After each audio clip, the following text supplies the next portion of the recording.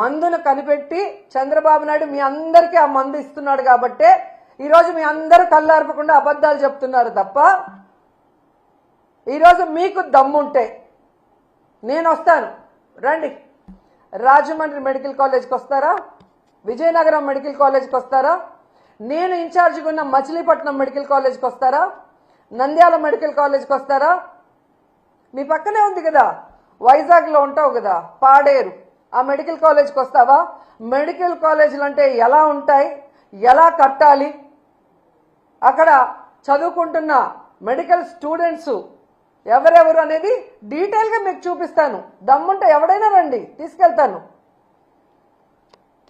ఏదో పిచ్చి పిచ్చి వీడియోలు తయారు చేసి ఈ పిల్లలు చూస్తే వా అంటారా? ఆ పిల్ల నువ్వేమన్నా యాంకర్వా, హోమ్ మినిస్టర్వా? ఏదో షోలో యాంకరింగ్ చేసినట్టు యాంకర్ లాగా మాట్లాడుతున్నావు. పిల్లలు చూసి వావ్ అంటారా అని. జగన్మోహన్ రెడ్డి గారు ప్రజలకి మంచి చేశారు. మీలాగా ఈవీఎంలను మేనేజ్ చేసుకుని అధికారంలో రాలేదు. ప్రజలకి తాను ఏం చేస్తానో నమ్మకం కలిగించి అధికారంలోకి వచ్చారు. వచ్చిన తర్వాత ఇచ్చిన మేనిఫెస్టోని ఈ దేశంలో ఏ రాష్ట్రంలో ఏ ముఖ్యమంత్రి చేయనటువంటి విధంగా 99% చేసి మీకు ఇచ్చాడు. స్కూళ్ళు కానీ, హాస్పిటల్ కానీ, హార్బర్లు కానీ, ఇలా చెప్పుకుంటూ పోతే జగన్మోహన్ రెడ్డి గారు ఎంత అభివృద్ధి చేశారో మీ అందరికీ కళ్ళారా చూశారు. అలాగే ఇచ్చిన వెల్ఫేర్ స్కీమ్స్ అవినీతి లేకుండా డైరెక్ట్గా ఎలా అకౌంట్లోకి పోయాయో అది కూడా మీరు కళ్ళారా చూశారు. అయినా ఏ విధంగా కళ్ళార్పకుండా అబద్ధాలు చెప్పడానికి మీకైనా ఉండాలి, లేదా మీతో చెప్పించి ఆ చంద్రబాబు నాయుడుకైనా ఉండాలి. ఎందుకంటే ఆయన 4 సార్లు ముఖ్యమంత్రి అయినా ఏ రోజు ఇచ్చిన మేనిఫెస్టోని ప్రజలకు అందుబాటులోకి తీసుకురాడు. ఎవరైనా మాట్లాడితే వాళ్ళకి నాలుక మందం అంటాడు. ఎవరైనా మాట్లాడితే వాళ్ళ మీద తప్పుడు కేసులు పెడతాడు.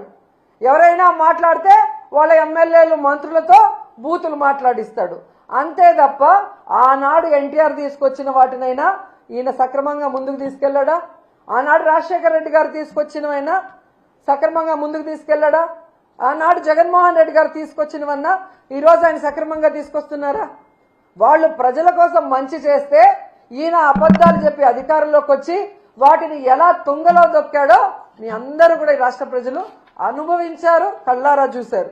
సో వాళ్ళు తెలుసుకోవాల్సింది, ఈరోజు విజన్ ఉంది, విస్తరాకులో కట్టుందని చెప్పుకునే ఈ చంద్రబాబు నాయుడు కనీసం 4 సార్లు ముఖ్యమంత్రి అయి కూడా ఒక్క మెడికల్ కాలేజీని కూడా కట్టలేకుండా జగన్మోహన్ రెడ్డి గారు కట్టి ఓపెన్ చేశారు. ఆల్మోస్ట్ 6, ఒకటి పూర్తయింది పులివెందల్లో, దాన్ని ఓపెన్ చేయొచ్చు.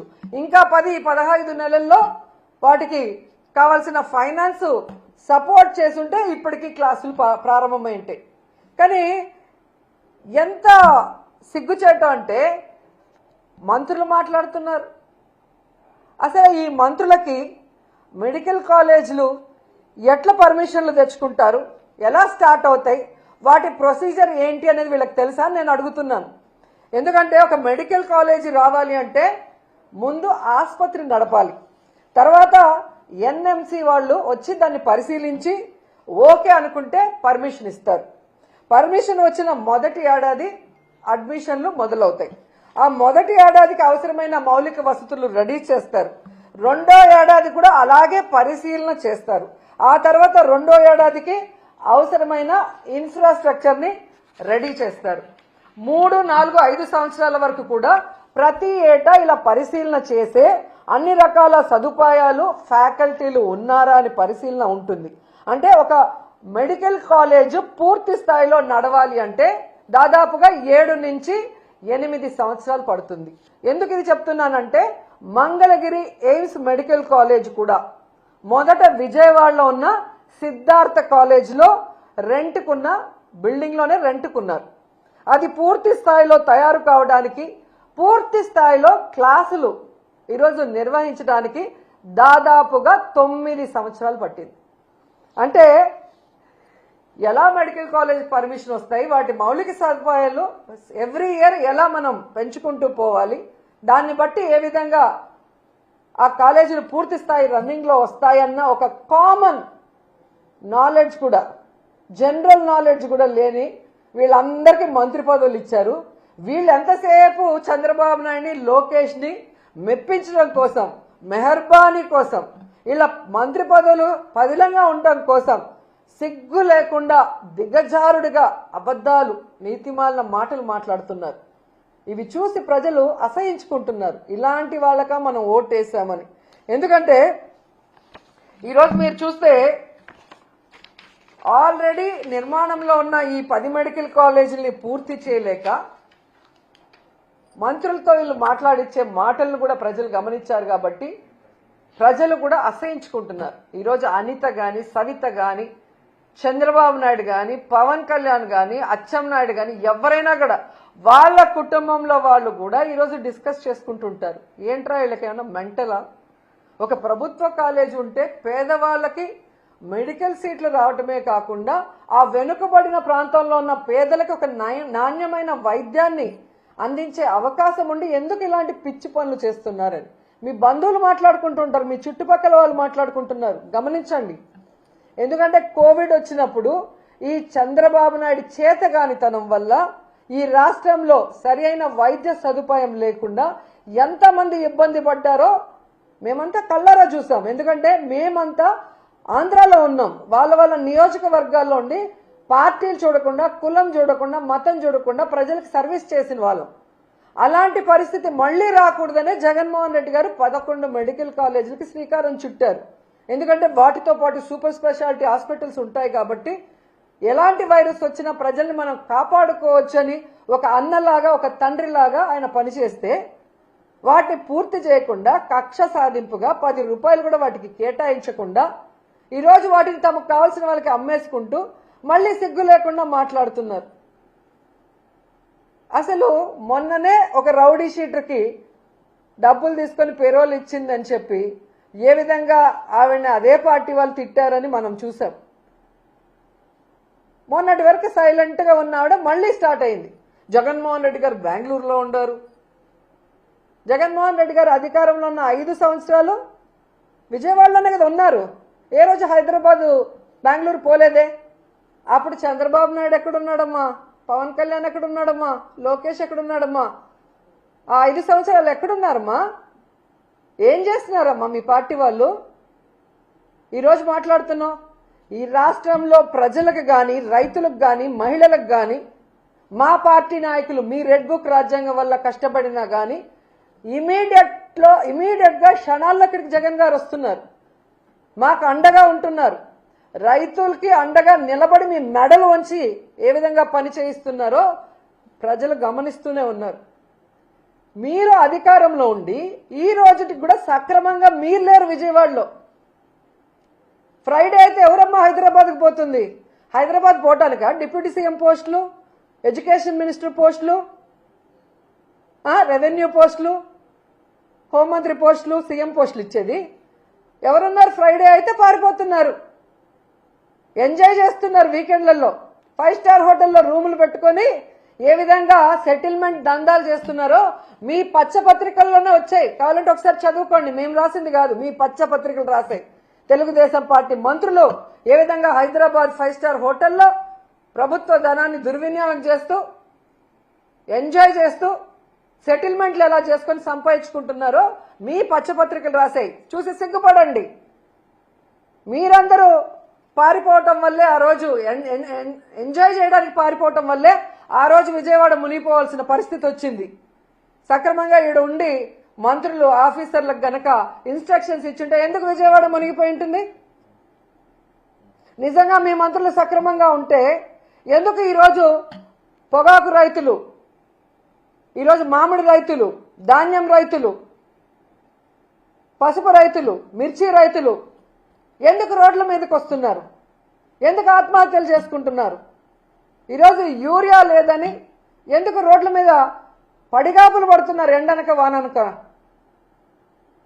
అడ్డదిడ్డంగా పెరిగిన అచ్చెన్నాయుడు వ్యవసాయ శాఖ మంత్రిగా ఉండి ఈ రాష్ట్రంలో రైతుల్ని నిట్ట నిలువున ముంచేసిన దౌర్భాగ్య పరిస్థితుల్లో నువ్వుండి జగన్మోహన్ రెడ్డిని అంటావా నుయ్యో గొయ్యో చూసుకోమని?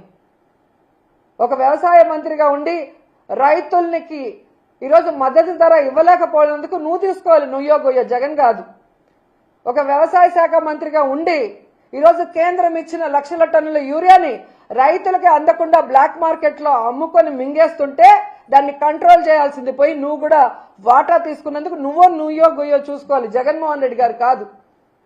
నీ నియోజకవర్గంలో ఇచ్చాపురం గణపతి అనే వ్యక్తి యూరియా దొరక్క తాను సూసైడ్ చేసుకుంటూ ఒక సెల్ఫ్ వీడియో పెట్టాడు. నీ దౌర్భాగ్యమైన మంత్రి వల్ల ఎలాంటి పరిస్థితి ఆ రైతుకు వచ్చిందో చెబుతూ దానికి నువ్వో గొయ్యో చూసుకోవాలి. జగన్మోహన్ రెడ్డి గారు కాదు. నీ శాఖలో ఉన్న అఫీషియల్స్ ఈరోజు రైతులకు సమాధానం చెప్పలేక మీ దోపిడీని చూడలేక కలెక్టర్ ఆఫీస్ ముందర ధర్నా చేశారు. సిగ్గుచేటు. దానికి నువ్వో గొయ్యో చూసుకోవాలి. జగన్మోహన్ రెడ్డి గారు కాదు. ఈరోజు మీ మీద నమ్మకంతో 164 సీట్ల పైగా మీకు ఇస్తే ప్రజలు ఆ నమ్మకాన్ని మీ అమ్మకం కోసం మీరు వాడుకుంటున్నారు. సిగ్గుపడాలి మీరు. ఇప్పటికైనా ఈ జీవోను రద్దు చేయాలి. ప్రైవేట్ వాళ్ళ చేతికి పీపీపీ ప్రైవేటీకరణకు మేము ఒప్పుకోము. ఎందుకంటే ప్రజలు ఎవ్వరు కూడా ఒప్పుకునే పరిస్థితి లేదు. ఇది ప్రభుత్వమే కట్టాలి. త్వరితగతంగా దానికి ఫండ్స్ కేటాయించి కట్టించాలని కూడా డిమాండ్ చేస్తున్నాం. లేకపోతే ప్రజలతో, విద్యార్థులతో, అలాగే స్వచ్ఛంద సంస్థలతో, అందరితో, మాతో కలిసి వచ్చే అందరితో కలిసి పోరాటం చేస్తాం. న్యాయ పోరాటం కూడా చేస్తాం. వదిలిపెట్టేది లేదు అని కూడా ఈ సందర్భంగా చెప్తున్నాం.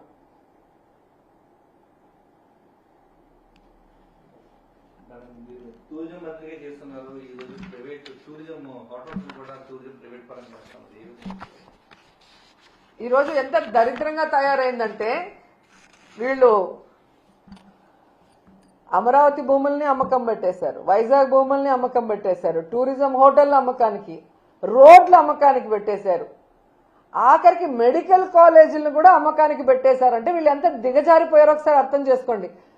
నాకు సీనియారిటీ ఉంది, విజన్ ఉంది, నేను సంపద సృష్టిస్తా అన్నాడు.